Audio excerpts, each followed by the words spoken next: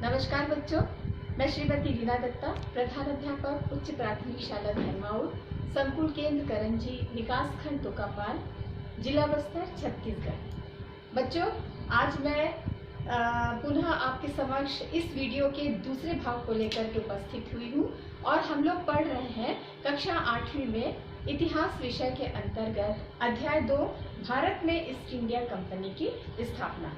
पहले भाग में हमने बंगाल में द्वैत शासन की स्थापना यहाँ तक हम लोग कवर कर लिए थे। तो इसको मैं थोड़ा सा और बता देती हूँ कि बंगाल में जब दोहरे शासन की स्थापना हुई, मतलब प्रशासनिक कार्य नवाब के हाथ में दे दिया गया और जितने भी आर्थिक लाभ का जो क्षेत्र था उसको अंग्रेजों ने अपने हाथ में रखा था, इसलिए इसे कहा जाता है द्वैत शासन। अब देखिए क्या हुआ, कर वसूली का कार्य तो अंग्रेजों ने अपने हाथ में रखा था। जैसे कि मैंने पहले वीडियो में कहा था कि बंगाल, बिहार और उड़ीसा ये बहुत उपजाऊ वाला क्षेत्र था, यहाँ से राजस्व की वसूली बहुत होती थी, है ना। तो अब इन्होंने क्या किया कि कर वसूली के क्षेत्र में थोड़ा परिवर्तन किया। पहले क्या होता था, कर का जो वसूली होता था उपज के आधार पर, मतलब फसल की जो उपज होती थी उस उपज के आधार पर ही कर वसूल किया जाता था। लेकिन अब क्या हुआ, परिवर्तन हो गया। अब अंग्रेजों ने भूमि को नापना शुरू किया, भूमि को नाप करके उस आधार पर कर वसूल करते थे और कर वसूल करने का जो तरीका था वो ठेके में दिया जाता था। ठेकेदार लोग क्या करते थे, कर की वसूली करते थे।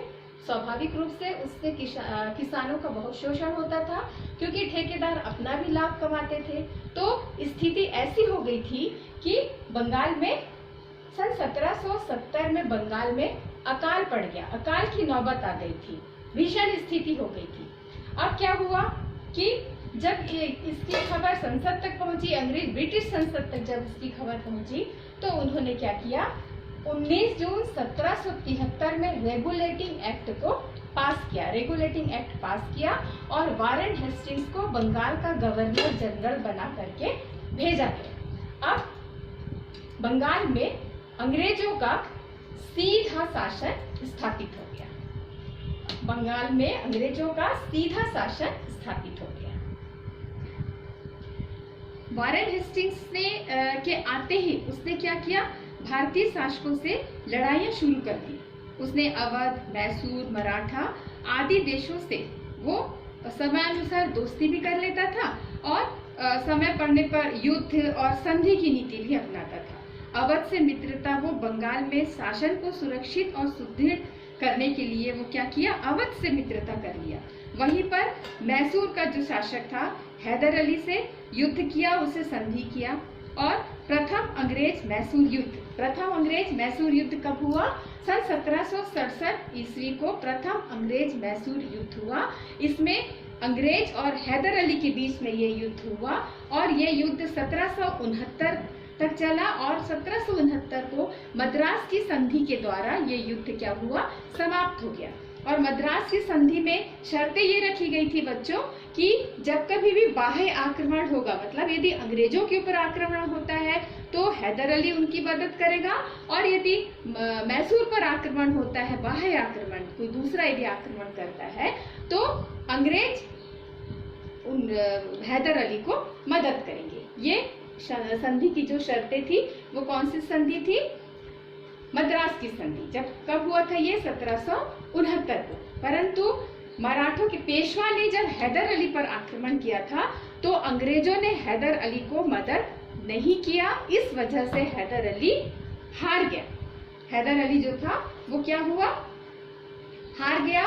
अब हैदर अली अंग्रेजों से बहुत ही नाराज हो गया था। अब वो इस चीज का वो बदला लेना चाहता था। परिणाम स्वरूप क्या हुआ, 1780 में अंग्रेज और हैदर अली की सेना के बीच में द्वितीय आंग्ल मैसूर युद्ध हुआ और वो 1784 में मैंगलोर की संधि के द्वारा समाप्त हो गया। और युद्ध का परिणाम ऐसा कुछ खास नहीं हुआ क्योंकि दोनों ही बराबरी थे, न कोई जीता था और न कोई हारा था। लेकिन अंग्रेजों की आर्थिक स्थिति इस युद्ध के बाद बहुत बिगड़ गई थी। अब इसी समय क्या हुआ, हैदर अली की भी मृत्यु हो गई और उसका जो पुत्र था जिसका नाम था टीपू सुल्तान, वो शासक बन गया। वो बहुत ही विद्वान और बहादुर सैनिक था, उसे बहुत सारी भाषाओं का ज्ञान भी था और उसकी फ्रांस और तुर्की देशों से अच्छी मित्रता थी।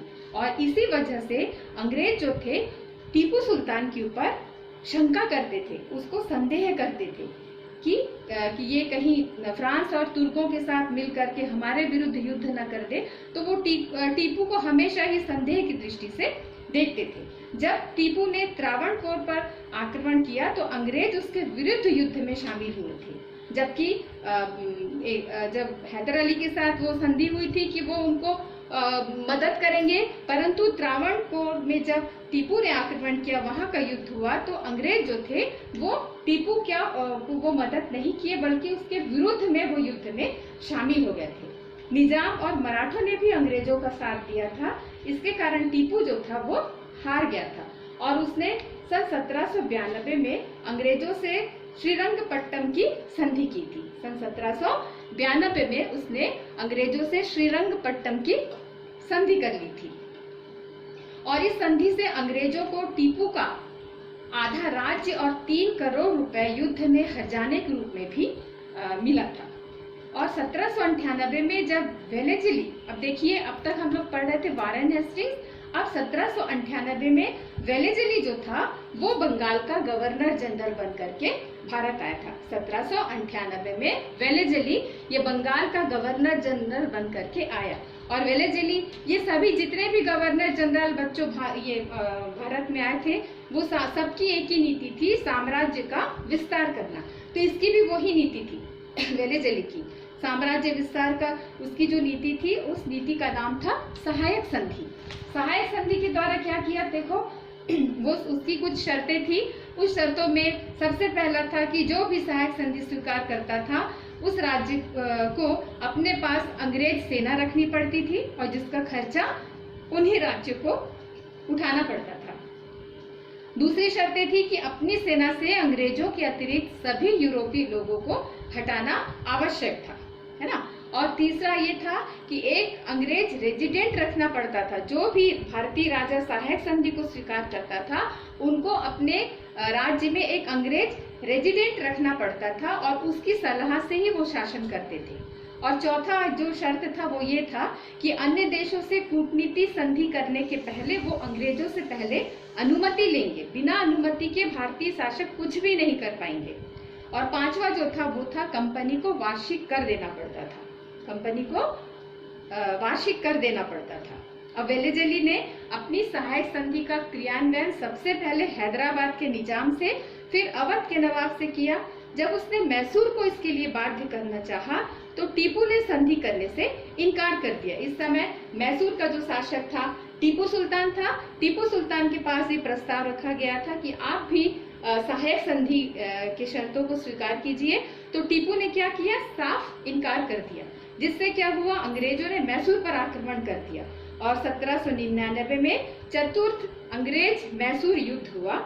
और इस युद्ध में टीपू सुल्तान जो था बहुत बहादुरी के साथ लड़ता गया और अंत में उसको वीर गति की प्राप्ति हुई और अंग्रेजों ने मैसूर का जो राज्य था सबसे पहले नाडियार शासकों के हाथ में था, उसको हैदर अली ने जीतकर अपने अधिकार में कर लिया था।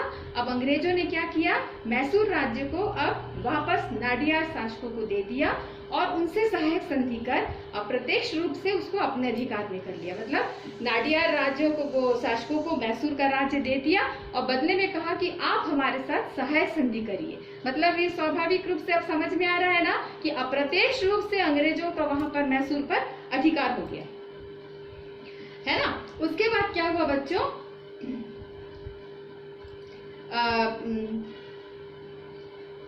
ब्रिटिश शासक के सामने अब मराठा शक्ति शेष बच गई थी।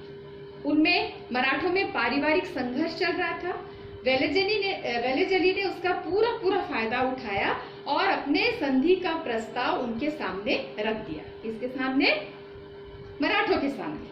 और 1802 को बेसिन की संधि द्वारा पेशवा बाजीराव द्वितीय ने अंग्रेजों की शर्तें स्वीकार कर ली। इधर अंग्रेजों का सिंधिया और भोसलों से भी युद्ध हुआ जिसमें अंग्रेज विजयी रहे। इस प्रकार अंग्रेजों और होलकरों के बीच तृतीय अंग्रेज मराठा युद्ध हुआ जिसमें अंग्रेजों की हार हुई और उन्हें बहुत नुकसान उठाना पड़ा। इस तरह अंग्रेजों ने सिंधिया और गायकवाड़ को भी संधि करने के लिए विवश कर दिया। कौन सी संधि? सहायक संधि। और ये सहायक संधि हमेशा हम याद रखेंगे, ये साम्राज्य विस्तार की नीति थी, है ना। अब देखिए इसके बाद क्रमशः फ्रांसिस रोडन हेस्टिंग्स और विलियम बेंटिंग बंगाल के गवर्नर जनरल बनकर के भारत में आए। उन्होंने युद्ध में सुधारवादी और आर्थिक विकास की नीति के साथ शासन को प्रारंभ किया। और विलियम बेंटिंग को आप जानते हो कि सुधारवादी गवर्नर जनरल के रूप में वो माना जाता है, उसकी गणना होती है। वह युद्ध के बदले शांति का अनुयायी था। निरंतर युद्ध में रहने से कंपनी की आर्थिक स्थिति बिगड़ चुकी थी, जिसे सुधारने में सर्वप्रथम विलियम बेंटिंग ने विशेष ध्यान दिया। बाकी गवर्नर जनरलों को इस ओर उतना ध्यान नहीं था, परंतु चूंकि विलियम बेंटिंग जो था ये सुधारवादी गवर्नर जनरल था, इसलिए इस ओर उसका विशेष ध्यान गया और उसने सैनिकों की संख्या एवं प्रशासनिक व्यय में कमी की, क्योंकि उसका ये मानना था कि सैनिक यदि अधिक होंगे तो स्वाभाविक रूप से युद्ध भी होगा, और वो युद्ध ज्यादा नहीं चाहता था बल्कि शांति चाहता था। उसने उच्च पदों पर भारतीय अधिकारियों की नियुक्ति की, क्योंकि पहले क्या था, भारतीय अधिकारियों को उच्च पदों पर नियुक्त नहीं किया जाता था, परंतु इसने क्या किया, सुधार किया था ना, क्योंकि सुधारवादी था ये, तो उसने भारतीय अधिकारियों को भी उच्च पदों पर नियुक्त किया। राजस्व वसूली करने के लिए भी उसने टोडरमल की बंदोबस्त व्यवस्था को अपनाया और 30 वर्षों के लिए लगान निश्चित कर दिया।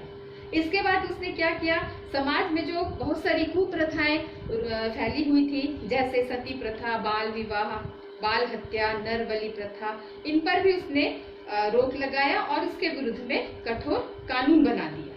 ठीक है। और उसने अंग्रेजी भाषा को शिक्षा का माध्यम बनाया। कलकत्ता में एक मेडिकल कॉलेज की भी स्थापना की। 1831 में एक कानून पास करवाया जिसमें भारतीयों की उच्च पदों पर नियुक्ति की जा सके। ठीक है। अब देखिए बच्चों, इन दिनों यूरोप में इंग्लैंड और रूस के बीच तनाव चल रहा था। अब अंग्रेजों को ये डर था कि रूस अफगानिस्तान के माध्यम से भारत पर आक्रमण कर सकता है। अब भारत का जो सिंध प्रांत था वो अफगानिस्तान से लगा हुआ था और वहां के अमीर को सहायक संधि के लिए बाध्य किया गया और अंततः सिंध को भी अपने अधिकार में कर लिया। मतलब उनके मन में जो डर था उस डर को दूर किसने किया, संधि ने, सहायक संधि के द्वारा वो दूर हो गया। इसी तरह पंजाब राज्य भी रणजीत सिंह के नेतृत्व में काफी शक्तिशाली था और उसकी मृत्यु के बाद अंग्रेजों ने पंजाब पर आक्रमण कर दिया और 1849 में पंजाब पर भी उनका अधिकार हो गया। अब देखिए लॉर्ड डलहौजी, अब भारत में गवर्नर जनरल बनकर के कौन आ रहा है, लॉर्ड डलहौजी। लॉर्ड डलहौजी को आप जानते हो बच्चों, उसकी हड़प नीति के कारण वो प्रसिद्ध है। तो लॉर्ड डलहौजी जो था वो गवर्नर जनरल बनकर के आया और उसने अपने अन्यायपूर्ण तरीके से देशी राज्यों को परेशान करना प्रारंभ कर दिया। मतलब लॉर्ड डलहौजी की जो हड़प नीति थी और भी मतलब उसकी नीतियां जो थी उसके पीछे भी एक ही कारण था, साम्राज्य का विस्तार करना, अंग्रेजी साम्राज्य का विस्तार करना। तो उसकी जो हड़प नीति थी, हड़प नीति में क्या था, देखो सबसे पहला ये था कि निसंतान राजाओं को दत्तक पुत्र या गोद लेने की जो प्रथा थी वो बंद कर दिया। पहले क्या होता था, यदि कोई राजा उसके बच्चे नहीं होते थे, निसंतान होता था, तो वो किसी बच्चे को गोद ले लेता था और वही बच्चा उसका उत्तराधिकारी बनता था। तो इसको दत्तक प्रथा कहते हैं, मतलब गोद लेने की प्रथा। परंतु डलहौजी ने क्या किया, इस प्रथा को बंद कर दिया और उसने ये फरमान जारी किया कि जो भी भारतीय राजा जो निसंतान है, जिसके बच्चे नहीं है, उसके मर जाने के बाद, उसकी मृत्यु हो जाने के बाद उसके साम्राज्य को अंग्रेजी साम्राज्य में मिला लिया जाएगा। और दूसरा था इसी में कि कुशासन के आधार पर, मतलब देशी राजाओं के ऊपर कुशासन का आरोप लगाया जाता था कि ये राजा जो है योग्य नहीं है शासन करने के, मतलब उस योग्य नहीं है, तो ये आरोप लगा करके भी उसको उसके गद्दी से हटा दिया जाता था और साम्राज्य को हड़प लिया जाता था। और तीसरा था युद्ध द्वारा देशी राजाओं को अधिकार में करना, मतलब युद्ध के द्वारा, मतलब उनके ऊपर आक्रमण करके भी देशी राज्यों को वो जीत लिया करता था। तो इस सबके पीछे एक ही था बच्चों कि अपने साम्राज्य का अधिक से अधिक विस्तार करना, है ना।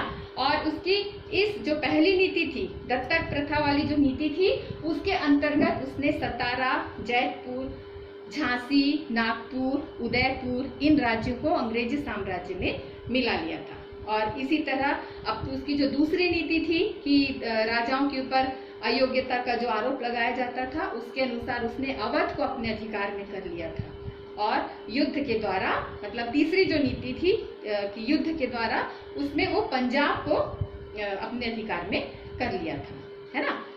तो बच्चों ये तो डलहौजी की हड़प नीति थी। यद्यपि उसकी हड़प नीति थी, लेकिन देखिए डलहौजी के शासनकाल में कुछ प्रशासनिक सुधार का कार्य भी हुआ था, जिसका लाभ भारतीयों को बहुत ज्यादा प्राप्त हुआ, है ना। तो उसमें सबसे पहले डाक तार की स्थापना, जो डाक तार की स्थापना जानते हैं आप लोग, जो पोस्टल डिपार्टमेंट होता है, पोस्ट ऑफिस, है ना। तो ये डाक तार की स्थापना किसने की थी? डलहौजी ने की थी। फिर उसी प्रकार कमिश्नरी प्रणाली लागू करना, परिवहन एवं संचार के क्षेत्र में सुधार, शिक्षा आयोग का गठन प्रमुख है। और उसके बाद देखिए भारत में पहली रेलगाड़ी चली। ये बहुत महत्वपूर्ण प्रश्न है कि भारत में पहली रेलगाड़ी कब चली और कहां से कहां तक चली। तो उसमें है पहली रेलगाड़ी 1853 में मुंबई से ठाणे के बीच चली थी, है ना। तो देखिए डलहौजी के शासनकाल में बहुत सारा सुधार भी हुआ था। यद्यपि उसकी जो नीति थी वो स्वास्थ्यपूर्ण नीति थी। ये सब सुधार जो किया गया था वो लोग अपने हित के लिए वो लोग किए थे। उनका ये ध्येय नहीं था कि ऐसा करने से भारतीयों को कुछ फायदा मिल जाएगा या भारतीयों को अच्छा कुछ इनका विकास होगा। वो केवल अपने स्वार्थ के लिए करते थे कि जैसे कच्चा माल है, यहाँ से कच्चा माल ले जाते थे वो, तो वो रेलगाड़ी की स्थापना की। तो जैसे आपको मालूम है कि यातायात का ये बहुत मतलब सस्ता साधन होता है, तो ये सारे सुधार वो अपने स्वार्थ के लिए ही किए थे, है ना। और लॉर्ड डलहौजी की इसी हड़प नीति के परिणाम स्वरूप भारत के देशी राजाओं में असंतोष व्याप्त हो गया, जो आगे चलकर 1857 में जो स्वतंत्रता की पहली लड़ाई है, उस स्वतंत्रता की पहली लड़ाई का एक महत्वपूर्ण कारण था डलहौजी की हड़प नीति, है ना, जिसको हम आगे के पाठ में पढ़ेंगे। तो बच्चों वीडियो का ये दूसरा भाग समाप्त हुआ। अगले मुलाकात में हम दूसरे पाठ को लेकर के उपस्थित होंगे। नमस्कार।